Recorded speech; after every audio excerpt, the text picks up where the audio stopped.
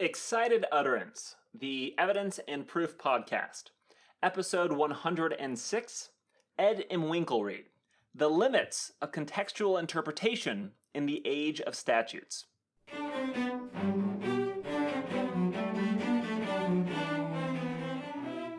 Welcome to Excited Utterance. I'm your host, Alex Nunn, from the University of Arkansas School of Law.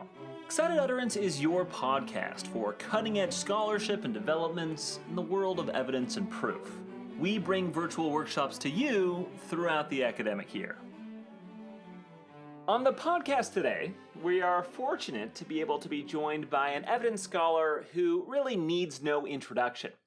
Ed Imwinkelried is joining us from the UC Davis School of Law to talk about his new article in the Oklahoma Law Review. That article is entitled, quote, Importing Restrictions from One Federal Rule of Evidence Provision to Another, The Limits of Legitimate Contextual Interpretation in the Age of Statutes.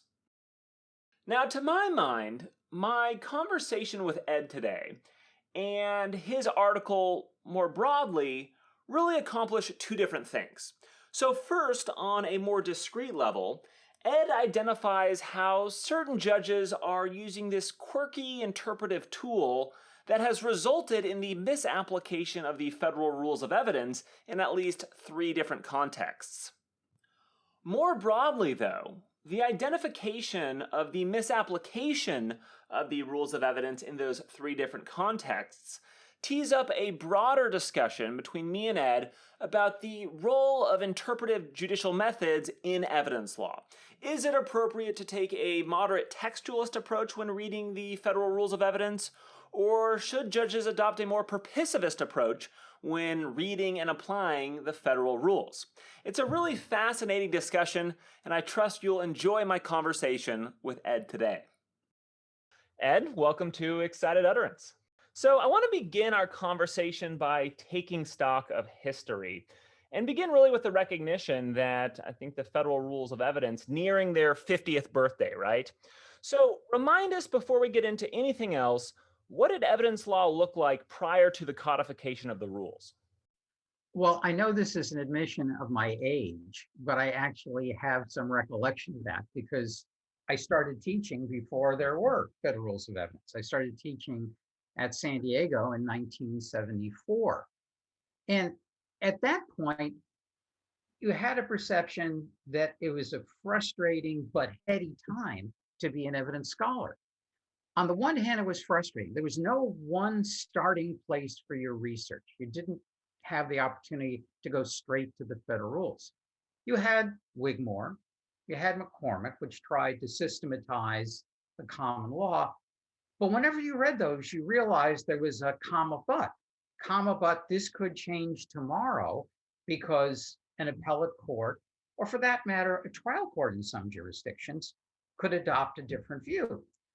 But precisely because of that, it was sort of heady in the sense that you knew that if you could get one judge sitting somewhere to approve of the view in your article, at least for a short period of time, it could become law.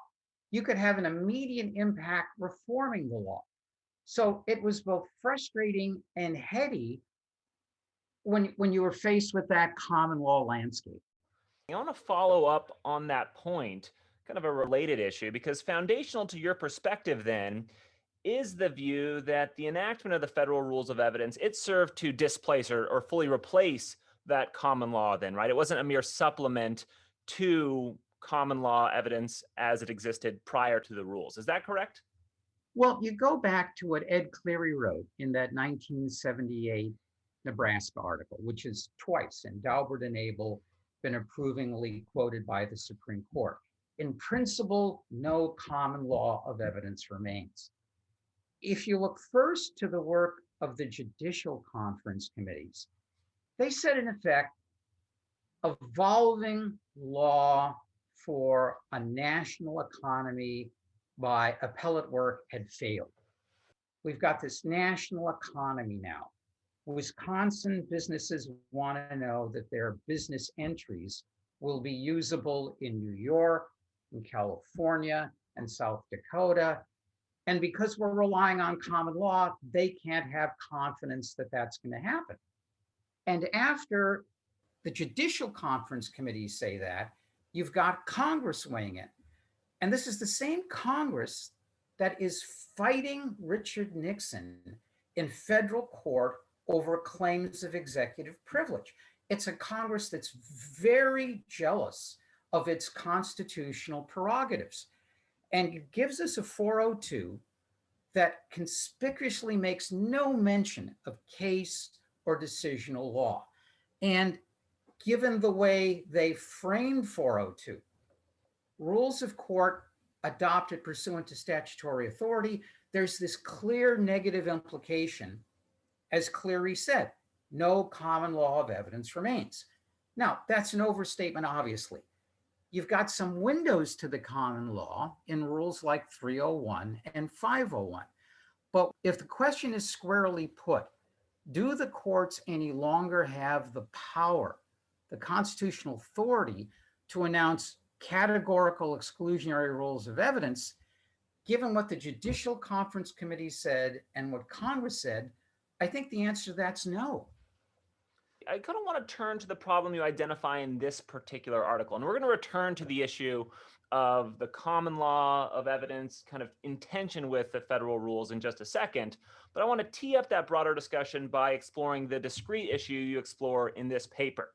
So in this paper, you see judges kind of imposing evidentiary restrictions not mandated by the rules in at least 3 different contexts. Build that out for us. Sure. And again, I think in large part, they're filling them in a completely well-intentioned fashion.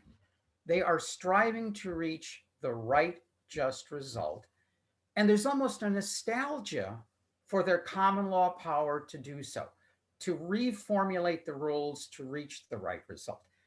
And the fact pattern where this temptation, this nostalgia comes into play is a situation in which you've got a restriction set out in one provision of the federal rules, a related provision that doesn't contain that restriction, and legislative history that is devoid of any indication that Congress wanted the restriction in provision number 1 to be enforced in provision number 2. But the judge is looking at this fact pattern with these 3 elements and saying to himself or herself, but if I don't do that, if I don't in fact import the restriction in provision number 1 into restriction number 2, I'm going to reach an inappropriate, unjust result.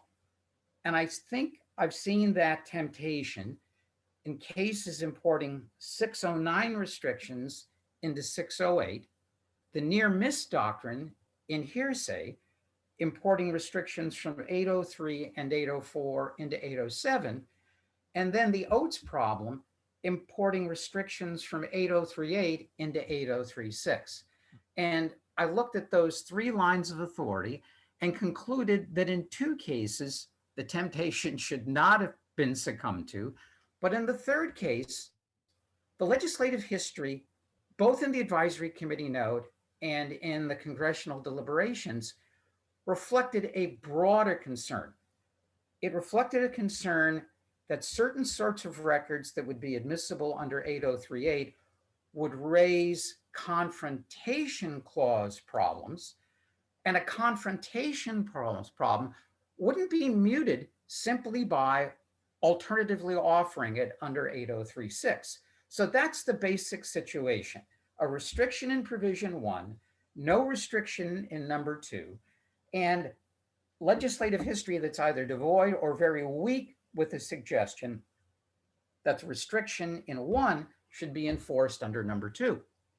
Well, let me follow up on those situations where you said that the imported restrictions, if you will, are improper, because I think it's kind of fascinating to consider whether those imported restrictions are simple judicial mistakes, just misunderstanding of the rule in front of the judge at a particular point in time, or if they're reflective of perhaps broader judicial misunderstanding regarding the appropriate judicial posture towards the federal rules. Do you have any thought on that calculus? Sure. These problems raise a fundamental question that Eskridge and Fricke point out.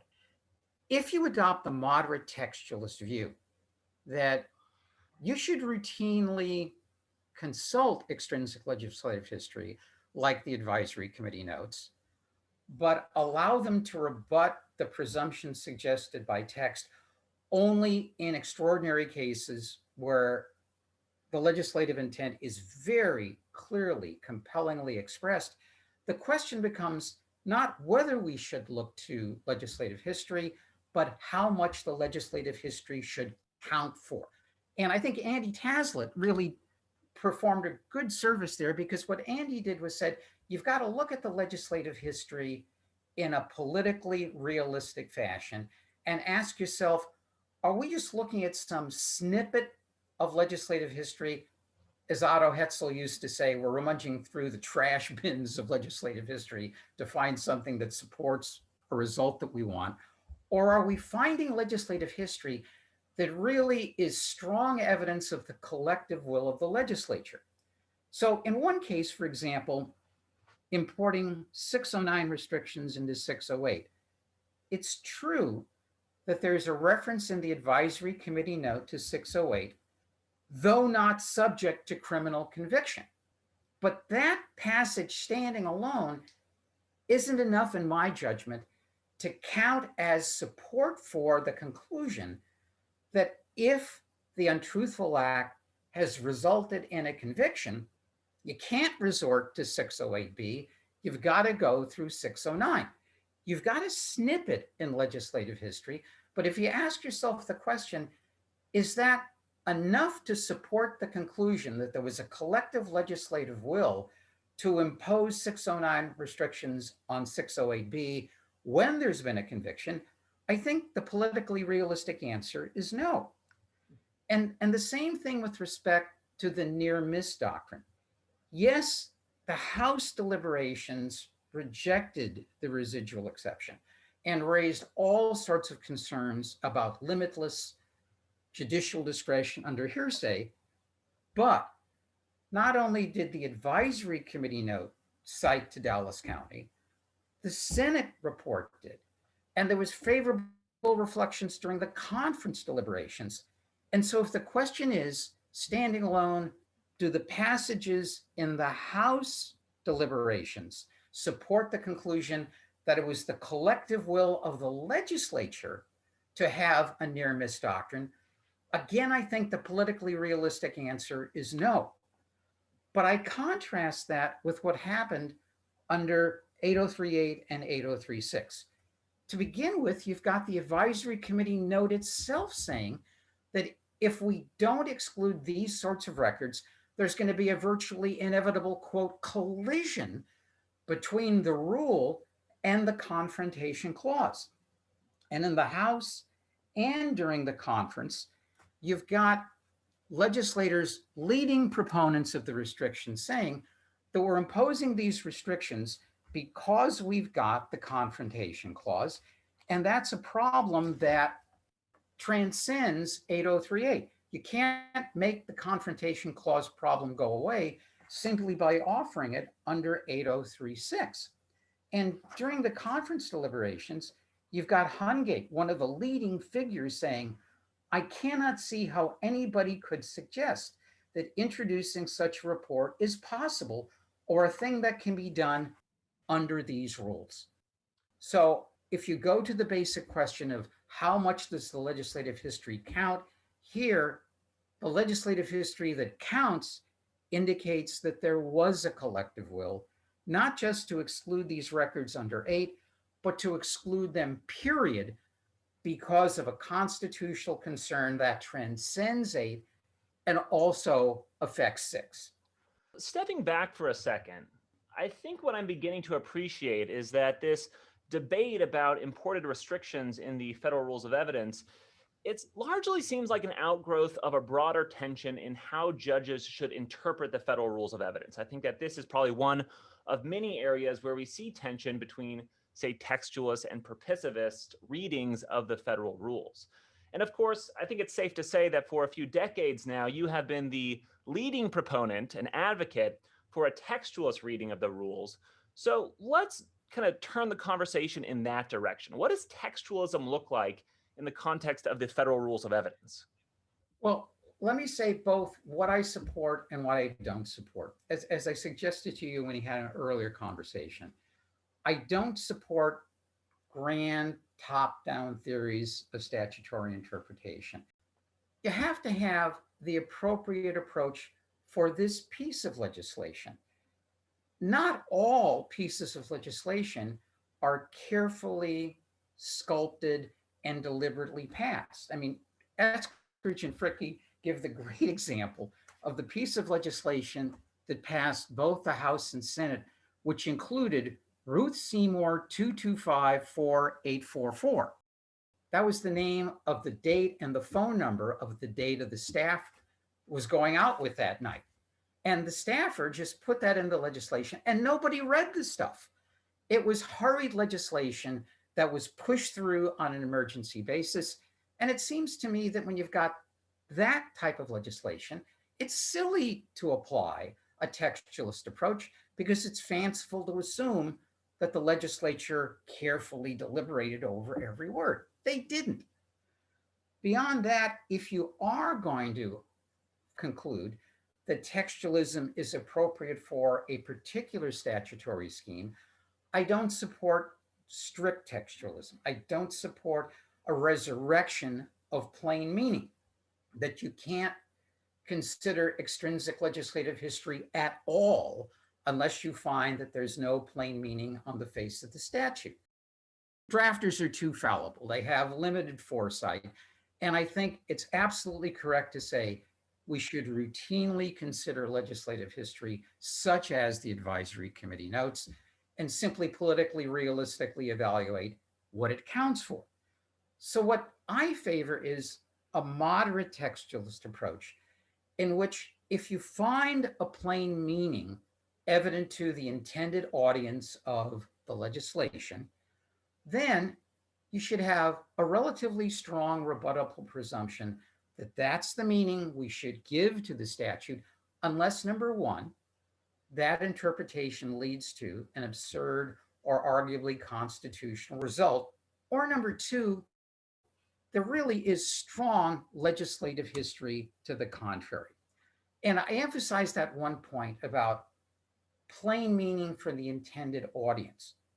One of the reasons I favor a moderate textualist approach to the federal rules is that this is not like the SEC statute. This is not ERISA that's intended primarily for transactional attorneys. Judge Maris was the chair of the Committee on Practice and Procedure when the Judicial Conference was working on the federal rules.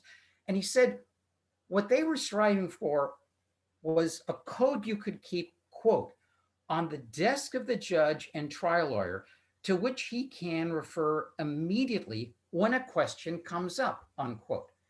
And as Eileen Scallon pointed out, this is intended for use by judges and attorneys so that when an issue arises, sometimes unexpectedly at trial, at sidebar, they've got something they can look at and trust as a basis for resolving the evidentiary issue.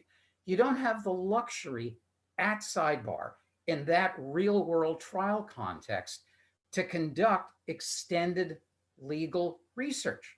Now, you do have computer capability to do that now, but the problem is you'd be doing that legal research with an impatient jury sitting there while they're conducting the sidebar. And because we've got a federal rules that was carefully parsed, 7 years by the Judicial Conference, 2 years by Congress, and because this is intended for use in many cases in court, at sidebar, with those tremendous time constraints, that's why I think moderate textualism is the appropriate approach for construing the federal rules of evidence. It's not an appropriate approach for all codes, but I think for the federal rules, it is the right tack.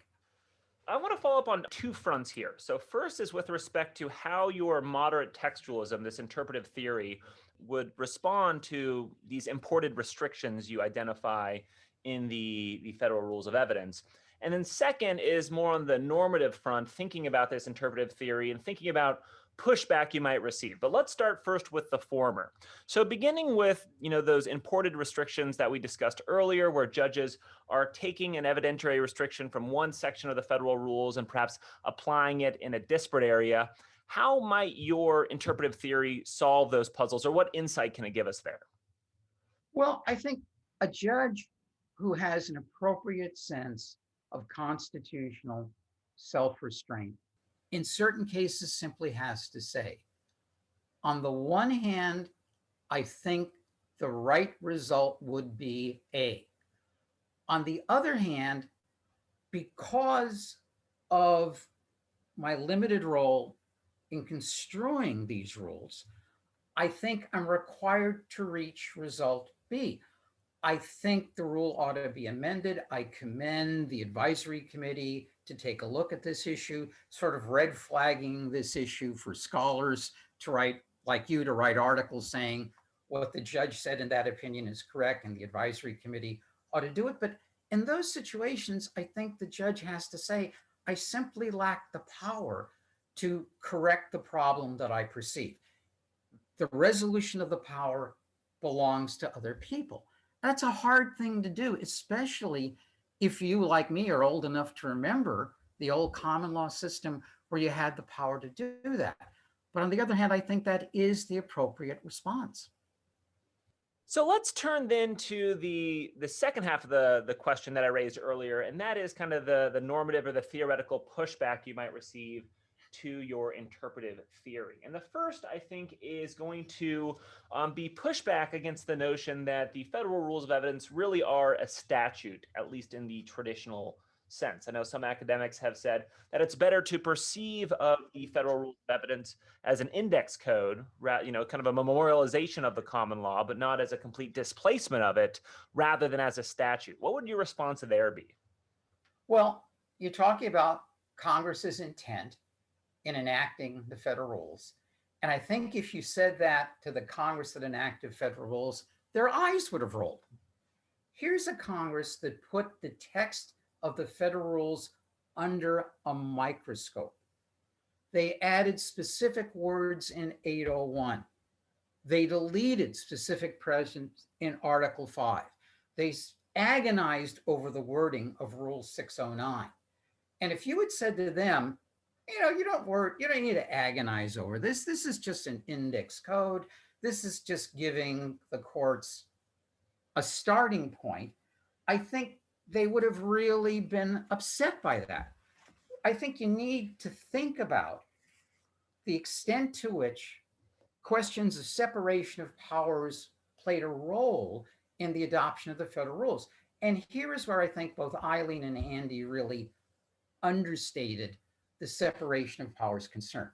To begin with, when the court sent the rules to Congress, what did Justice Douglas say? Justice Douglas red flagged the issue of separation of powers. He said, we've got no right to do this. This legislation, this proposed set of rules exceeds our power. When the rules are transmitted to Congress, what happens?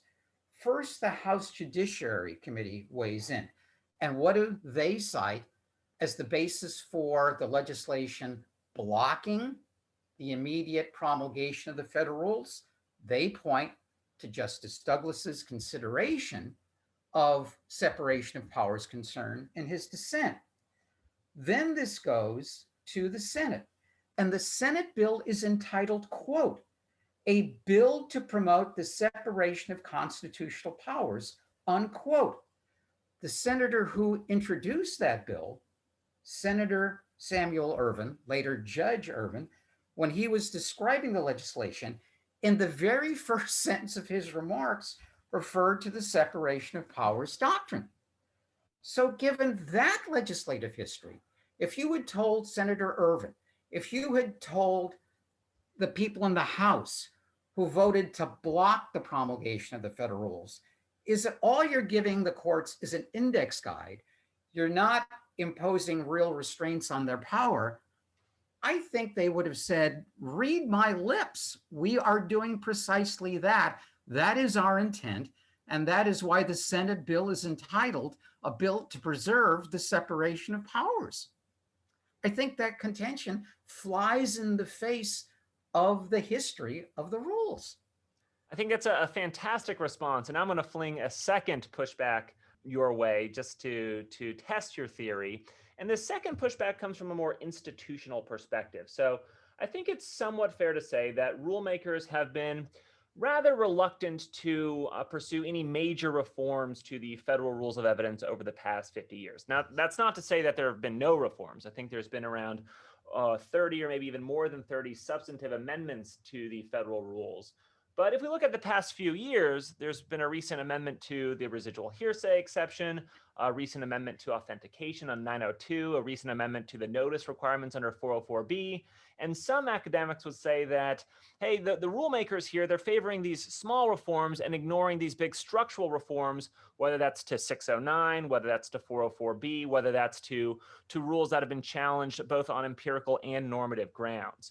And so does the fact that rule makers have perhaps been reluctant to pursue major change, coupled with the judicial restraint required by a textualist interpretation of the federal rules, does it lead evidence law to a point of relative stagnation? Well, I really commend to everyone that wonderful 2018 Columbia article written by Dan Capra and Lisa Richter. They're very frank about what goes on in the committee deliberations. Dan, for ages, has been the reporter. Lisa, one of my beloved co-authors, is the academic sultan to the meeting. And they do frankly admit that they are cautious because there are political constituencies, including the Department of Justice, that are impacted by the rules changes. And I think, though, to use your expression, institutional, that expression is really well taken because the courts themselves are relatively cautious institutions. They often proceed slowly. One of my long-term colleagues, Margaret Johns, has a wonderful expression that she often reminded me when I'd become frustrated with the progress of judicial reform. Even a glacier moves. Glacier's moving pretty fast these days in the area of climate change. But it's not just the advisory committee. Courts as a whole have this institutional bias in favor of gradual evolution rather than radical revolution. Years ago, there was an international conference on evidence at The Hague, and Professor Lempert spoke. He saw in the future more and more political intervention in the reworking of the federal rules, 413 through 415. And when you've got growing congressional intervention, it says two things. Number one, Congress will be a restraint on the courts when it comes to remaking the rules. But the good side of that is Congress is willing to step in now more than perhaps we anticipated when the federal rules were adopted, when they see that the courts aren't willing to make changes that they think are really needed. Ed, this has been a really enjoyable conversation. I think your paper is fascinating. Thanks so much for coming on the show. Thanks for having me. By way of my parting words, I'll note that I had a really enjoyable time conversing with Ed today, not only about those three different contexts where he identified a potential misapplication of the federal rules of evidence, but also when we got to that broader discussion about the intersection of interpretive methods and evidence law. Now, I'll note at the outset of this conversation that this is really a hugely important point of discussion. The admissibility question in many contexts will be determined by the interpretive methodology adopted by a judge. Take, for example, Rule 410 and statements made by prosecutors during plea negotiations. Arguably, from a textualist standpoint, from a textualist reading of Rule 410, statements made by prosecutors during plea negotiations, they're fair game. Defendants can offer those against prosecutors at trial, and 410 textually provides no barrier to admissibility. But if a judge instead adopts a purposivist reading of Rule 410, all of a sudden those prosecutorial statements are taken off the table. Why? Because now the firewall protecting plea negotiations is expanded to better facilitate Congress's purpose in establishing Rule 410. And that example, Rule 410, is merely the tip of the iceberg. Throughout the federal rules of evidence, you can see instances where the tension between textualism and purposivism is far more than just an academic debate, but rather can materially influence admissibility calculations. So here, and I think that this is a major takeaway from my conversation with Ed today, I think every evidence scholar would do well to get up to speed on the current state of the literature surrounding interpretive methods and evidence law. Ed Imwinkelried has been by far the most prolific author advancing a moderate textualist reading of the federal rules of evidence, and his pieces date back decades supporting this particular view. Conversely, though, there are fantastic articles by Aline Scallon, Andy Taslitz, and Glenn Weissenberger, just to name a few, advancing a more purposivist or intentionalist reading of the rules. It's a robust and rich academic literature, and I encourage you all to take a look.